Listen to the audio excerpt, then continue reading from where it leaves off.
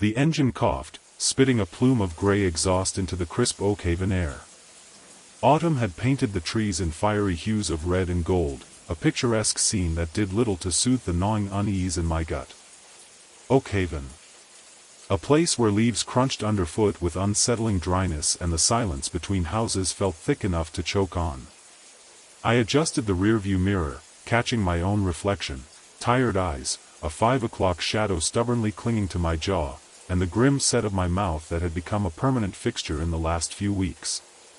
Missing persons cases were never easy, but this one felt different. The locals spoke in hushed tones, their eyes darting nervously as if afraid of being overheard. Disappearances, they'd reluctantly admit, hadn't been uncommon in Oakhaven's past, but the pattern was new, a pattern I had painfully uncovered in police reports and local news archives. Each missing person had been on the verge of some profound emotional crisis: a recent widow, a man facing bankruptcy, a teenager struggling with crippling anxiety. The disappearances were always preceded by a noticeable deepening of their distress, as if some unseen force were amplifying their suffering before snatching them away. The police called it coincidence. They mumbled about runaways and people wanting to disappear, but I knew better. Coincidence didn't explain the unsettling uniformity, the complete lack of any trace left behind. They had simply vanished, leaving behind only shattered lives and a chilling void. I switched off the engine, the sudden silence amplifying the already oppressive atmosphere. A shiver crawled down my spine, despite the surprisingly warm sun. This town, it felt like a place where the air itself held secrets, whispers of something ancient and malevolent lurking just beneath the surface of its idyllic facade. I reached for my worn leather bag, the weight of my Smith & Wesson a small comfort against the growing sense of dread. It was time to meet the Millers. The Miller residence was everything you'd expect from a picture-perfect family living in a picture-perfect town: a 2-story colonial with a meticulously manicured lawn, a white picket fence, and a swing set swaying gently in the breeze. Too perfect, perhaps. A little too idyllic. As I approached the front door, I noticed a subtle, almost imperceptible distortion in the air, a faint shimmering that made the edges of the house seem to blur slightly. It was gone in an instant, leaving me questioning my sanity. I chalked it up to exhaustion, the long drive, the sheer weight of the case. Taking a deep breath, I rang the doorbell.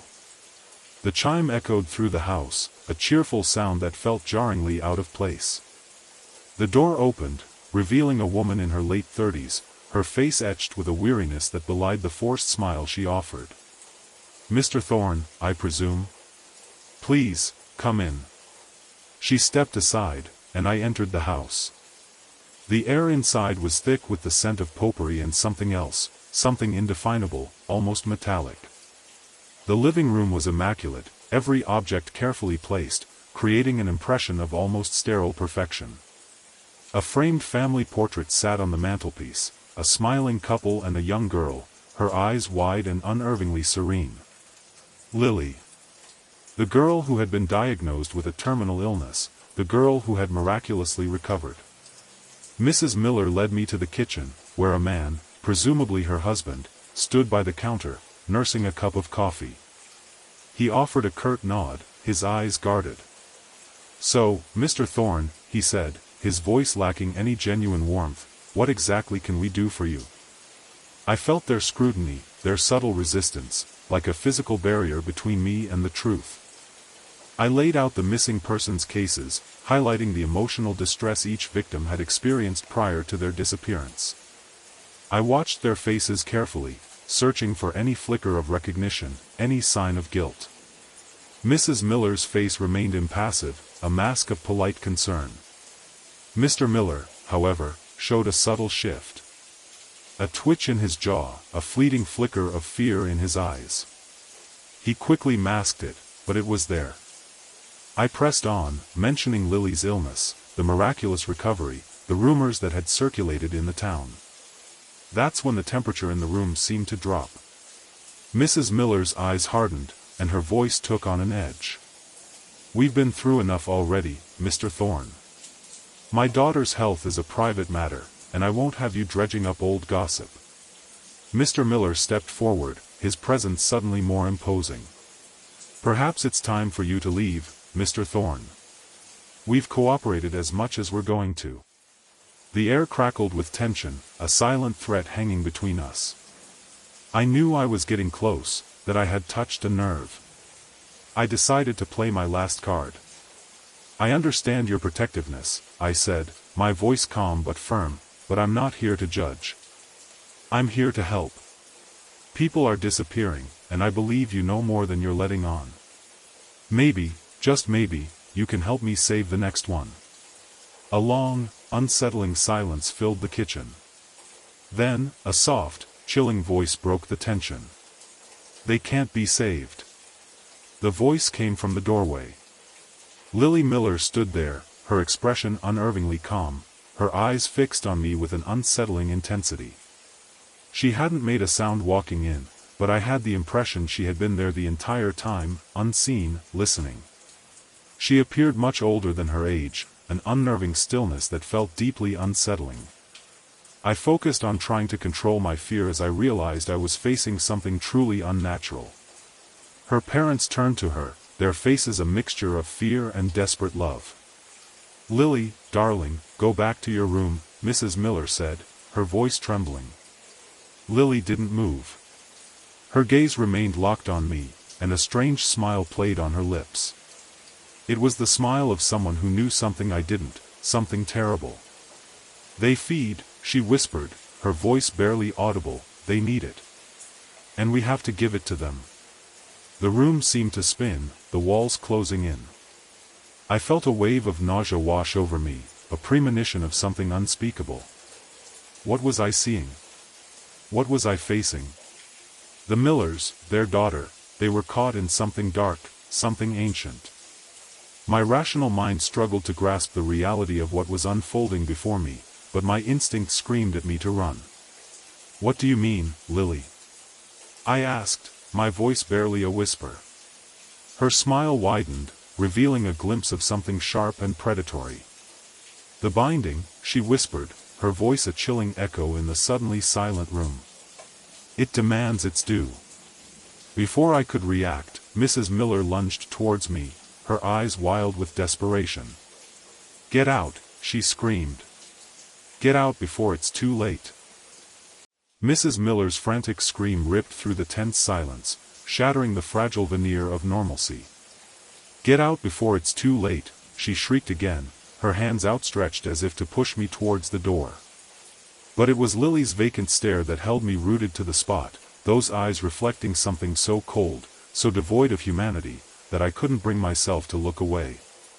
Her words, "the binding, it demands its due," echoed in my mind, each syllable a hammer blow against my sanity. Mr. Miller, initially frozen in shock, now wrestled his wife back, his face a mask of pain and fear. "Margaret, no.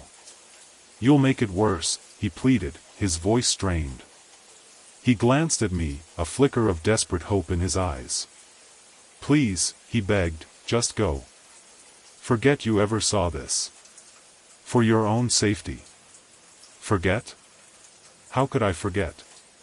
The scene burned itself into my memory, a possessed child, terrified parents, and a chilling sense of impending doom that clung to the air like a shroud. My legs felt heavy, unresponsive, but the primal urge to survive finally kicked in. I backed away slowly, my eyes darting between Lily and her parents, each movement deliberate, cautious. The house seemed to press in on me, the shadows lengthening and twisting into grotesque shapes. I could feel a subtle shift in the atmosphere, a thickening of the air, a faint pressure against my skin. A low hum, barely perceptible, vibrated through the floorboards, sending a shiver up my spine. It was the sound of something ancient awakening, something hungry. As I reached the doorway, Lily spoke again, her voice a mere breath, yet somehow amplified, filling the room. "He's coming," she whispered. "He always comes." A cold dread washed over me, freezing me in place. He? Who was he? And what did the binding have to do with any of this? The questions swirled in my mind, unanswered, terrifying. I stumbled backward through the door, my hand fumbling for the doorknob. The hallway stretched before me, a dark and ominous passage. A faint scent, like decaying leaves and damp earth, permeated the air, growing stronger with each step. I could hear the frantic whispers of Mr. and Mrs. Miller behind me, their voices muffled, unintelligible. And then, silence. An absolute, unnerving silence that pressed in on my ears, amplifying the frantic beating of my own heart. I didn't dare turn around. I knew, with a chilling certainty, that something was behind me, something that didn't want me to leave. I quickened my pace, my footsteps echoing in the oppressive silence. The house seemed to be holding its breath, waiting. Waiting for what? I didn't want to know. As I reached the front door, a floorboard creaked behind me, loud and distinct. My blood ran cold. I didn't look back. I threw open the door and stumbled out into the night, gasping for air. The cool night air felt like a balm against my fevered skin, but the sense of unease remained, clinging to me like a persistent shadow. The image of Lily's vacant eyes, the whispered words of the binding, the terrified faces of her parents, they were all etched into my mind, a horrifying tableau that I knew would haunt me for years to come. I ran.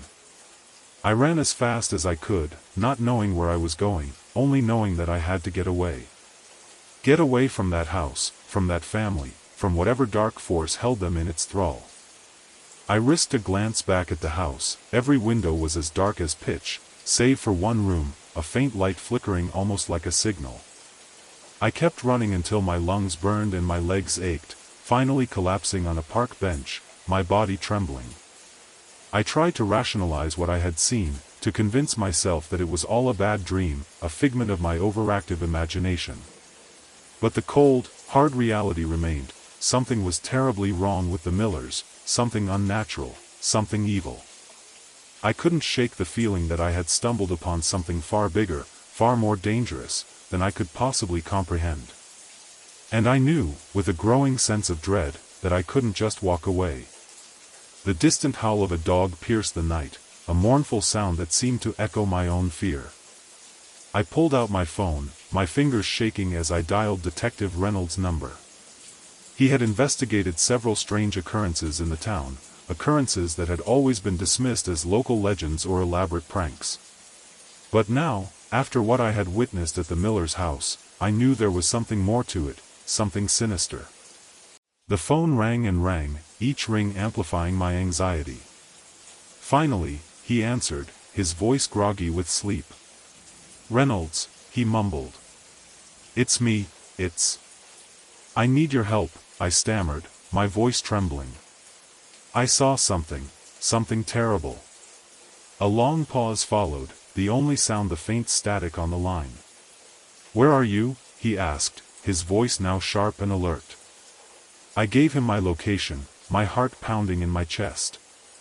"It's the Millers, detective. Lily, her parents, they're involved in something, something dark." "Stay there," he said, his voice firm. "Don't move. I'm on my way." The line went dead. I stared at the phone, my hand clammy. I was no longer alone in this. I had dragged someone else into the nightmare.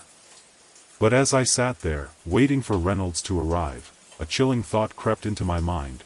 What if I had made a terrible mistake? What if calling him had only made things worse? And what if, by trying to escape the darkness, I had only brought it closer? A slow, heavy creak came from behind the bench.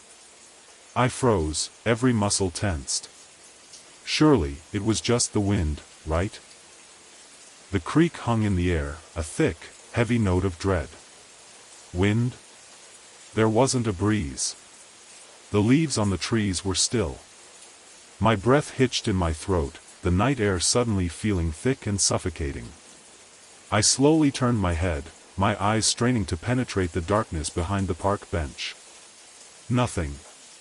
Just the looming shapes of trees, their branches skeletal against the inky sky. But the feeling of being watched, of something lurking just beyond the edge of my vision, was overwhelming. It pressed down on me, a physical weight. My mind raced, trying to rationalize what I was experiencing. Sleep deprivation, trauma from what I saw at the miller's house, a hyperactive imagination. But none of it felt right. This was more than just nerves. This was a primal fear, deep-seated and bone-chilling. Another sound, fainter this time, but undeniably there, a rustling in the undergrowth. It was close. Too close. My grip tightened on my phone, my knuckles white. Reynolds was coming, but how long would it take? Every second felt like an eternity. I desperately wanted to run, to bolt into the night and never look back. But I knew that running wouldn't solve anything. It might even make things worse. I had to stay put, to wait for Reynolds, to face whatever was out there. I closed my eyes, took a deep breath, and tried to calm my racing heart. Think. What did I see at the miller's house? The symbols, the chanting, the girl. Lily. Her eyes, empty and vacant, as if something had been stolen from her soul. What were they doing to her? What were they planning? And how did it all connect to the strange occurrences in this town? Occurrences that Reynolds, even with his skepticism, had found unsettling. Suddenly, a wave of dizziness washed over me. My vision blurred, and I stumbled, catching myself on the bench. What was happening? Was I being drugged? Had they somehow gotten to me already? Panic flared in my chest, threatening to consume me. I blinked rapidly, trying to clear my head. The dizziness subsided, leaving me weak and disoriented. But as my vision cleared, I saw it. A figure standing in the shadows at the edge of the park. Tall, gaunt, and cloaked in darkness. I couldn't make out any details, but I knew, with a certainty that chilled me to the core, that it was watching me. Waiting. A low, guttural growl emanated from the figure, sending shivers down my spine. It was a sound that defied description, a sound that seemed to vibrate in the very air around me. It was inhuman. I wanted to scream, but my voice was trapped in my throat. I wanted to run, but my legs were frozen. I was paralyzed with fear, trapped in a nightmare from which there was no escape. The figure began to move, slowly, deliberately, closing the distance between us. Each step was measured, each movement filled with an unnerving purpose. I knew that whatever it wasn't human. And it was coming for me. A faint whisper, almost imperceptible, reached my ears. It seemed to come from everywhere and nowhere at once. Join us. It breathed. Join us. The temperature plummeted, the air growing heavy and cold. My breath crystallized in front of me. The darkness deepened, as if the very night was closing in. The figure was almost upon me. I squeezed my eyes shut, bracing for the inevitable. But then, a sound. A distant siren, growing louder. Reynolds. He was here. The growling stopped. The whispers faded. The cold receded. When I opened my eyes, the figure was gone. Vanished. The only evidence of its presence was the lingering chill in the air and the pounding of my heart in my chest. The siren grew closer, and headlights cut through the darkness, illuminating the park. Reynolds' car screeched to a halt beside me. He jumped out, his face etched with concern. What happened? Are you all right? He demanded, his hand reaching for his weapon. I stared at him, speechless, my mind still reeling from what I had just experienced. How could I explain it? How could I make him understand? He would think I was crazy. But then, I saw it. A single, black feather lying on the ground near the bench. I picked it up, my fingers trembling. It was unlike any feather I had ever seen. It was unnaturally dark, almost absorbing the light around it. And it felt cold. Wrong. I held it out to Reynolds. His eyes widened as he took it, his expression turning grim. Where did you find this? He asked, his voice barely a whisper. I pointed to the spot where the figure had stood. He followed my gaze, his eyes scanning the darkness. Then, he turned back to me, his face pale. "Get in the car," he said. "Now." The drive to the miller's house was silent, tense. Reynolds gripped the steering wheel, his knuckles white. I stared out the window, watching the familiar landscape transform into something alien and threatening. Every shadow seemed to conceal a lurking presence, every rustle of leaves seemed to whisper my name. The feather lay on the dashboard between us, a silent reminder of the darkness that had consumed this town. As we approached the miller's house, I felt a sense of dread so profound that it threatened to overwhelm me. The house stood silhouetted against the night sky, a dark and foreboding presence. It was silent. Too silent. Reynolds stopped the car a short distance from the house. "Stay here," he said, his voice firm. "I'm going to check it out." I shook my head. "I'm coming with you," I said, my voice trembling but determined. I had started this, and I wasn't going to hide in the car while he faced whatever was waiting inside. He hesitated for a moment, then nodded. "All right," he said. "But stay behind me. And be ready for anything." We got out of the car, the air thick with anticipation. Reynolds drew his weapon, and we approached the house cautiously, our footsteps silent on the gravel driveway. As we got closer, I noticed something. The front door was slightly ajar. A sliver of light spilled out into the darkness. Someone was inside. Or something. Reynolds pushed the door open wider, and we stepped inside. The house was dark, the only light coming from a single lamp in the living room. The air was heavy with the smell of incense and something else, something metallic and unsettling. A faint chanting could be heard coming from the basement. Reynolds motioned for me to stay put and moved towards the basement door, his weapon raised. I watched him go, my heart pounding in my chest. What was happening down there? What horrors awaited us? A sudden, sharp scream echoed from the basement, followed by a sickening thud. My blood ran cold. Reynolds. Without thinking, I rushed towards the basement door and flung it open. The scene that greeted me was beyond anything I could have imagined. Thank you for joining us on Oral Stories. The echoes of this tale will linger long after the credits roll. Remember, some fears are best left undisturbed. Until next time, stay safe, if you can.